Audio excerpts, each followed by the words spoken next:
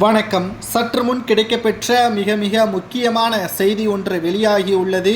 விழுப்புரத்தில் கெட்டுப்போன உணவை கொடுத்த அமைச்சர் பொன்முடி அவர்களை விரட்டி அடித்த சம்பவம் அதிர்ச்சியை ஏற்படுத்தியுள்ளது.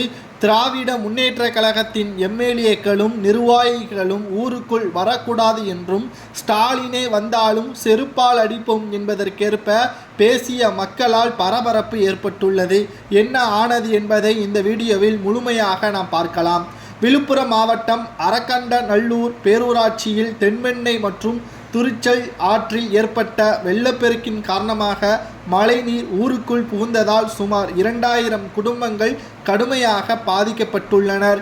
இந்த நிலையில்தான் அவர்களுக்கு அடிப்படை வசதிகள் 2 நாட்களாக எதுவும் செய்து தராத நிலையில் பேரூராட்சி சார்பில் துர்நாற்றம் அடித்த உணவு பண்டலங்கள் வழங்கியதாக மக்கள் குற்றச்சாட்டை முன்வைத்துள்ளார்கள்.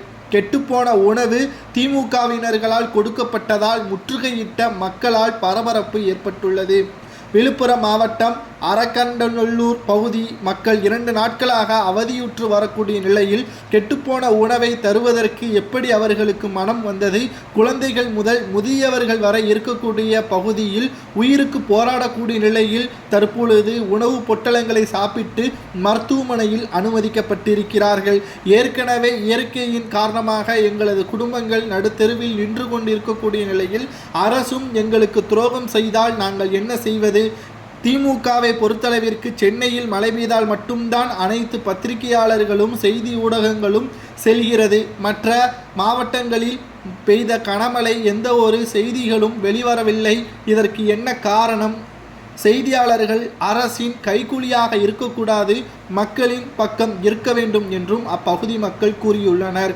சமாதானப்படுத்துவதற்காக அமைச்சர் பொன்முடி அவர்கள் வந்தபொழுது அதிகார திமிரில் பேசிய பொன்முடி அவர்களை மக்கள் அங்கு இருக்கக்கூடிய களிமண்ணால் அடித்தும் சேற்றை வீசியும் அவர்களை விரட்டியடித்த சம்பவமும் பேசும் பொருளாக மாறியுள்ளது.